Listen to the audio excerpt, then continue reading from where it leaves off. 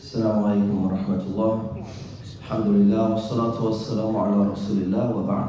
وعن عائشة رضي الله عنها أن النبي صلى الله عليه وسلم كان يعود بعض أهله. So Aisha reports that the Messenger of Allah used to visit some of his family members. يمسح بيده اليمنى ويقول.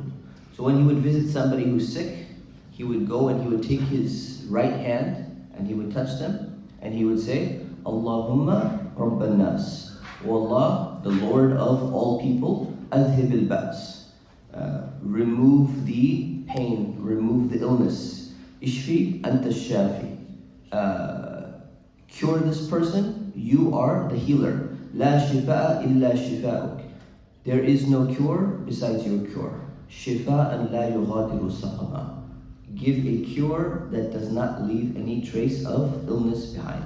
Muttafaqun alayh, this hadith is in Bukhari and Muslim.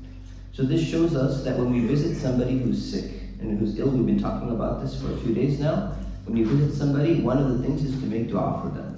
And this is one of the ways in which the Messenger of Allah used to make dua. And not only did he say it, but he would actually put his hand on the person and he would make this dua.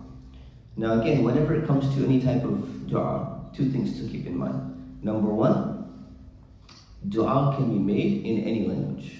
So if you're more comfortable memorizing this in your local language, because when you say it, you're having more focus on the meaning and the sincerity of what you're saying, then that is actually better than simply memorizing it in Arabic and you just repeat it, but you're not thinking about what you're saying at all. So it's very important to have the niyyah and have the intention of really making a genuine, asking Allah to cure this person. The second thing is that the wording in which these du'as came, the scholars say, like Imam al-Sakhawi, he mentions in his commentary on this hadith, a scholar who lived several centuries ago, he says that the du'as which are ma'thur, meaning they're coming from the wording of the Quran or the wording of a hadith, sunnah, these are slightly preferable. Sheikh Ibn Taymiyyah as well says the same thing. The wording, to use these wordings, is slightly preferable. But you can use any wording that you want. The reason why these du'as exist in particular is because the Messenger of Allah, he didn't make the same du'a every single time. Some people, they read this hadith and they think, imagine how many sick people he visited in his life throughout 23 years. Say he must have said the exact same thing every single time. That is wrong. That is somebody who does not have a correct istiqra, comprehensive study of hadith across the board.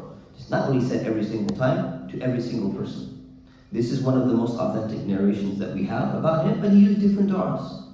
So this du'a is more of a prototype of a style in which you should be making du'a. We learn not just exactly you must say this, but we learn this is the way in which the Messenger of Allah would make du'a. There's an aspect of calling upon Allah, there's an aspect of praising Allah and saying, you are Rabban Nas, you are the Lord of the world, you're the one who created all of us, you're the one who's testing us. Oh Allah, you are the Shafi, you are the one who gives true healing and a proper cure.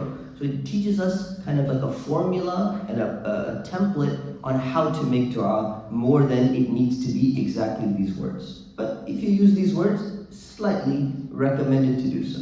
So inshallah, hopefully, may Allah subhanahu wa ta'ala help us to understand this and apply this in our lives. Ameen wa sallallahu ala sayyidina Muhammad wa ala alihi wa sahbihi wa sallam. Assalamu alaikum.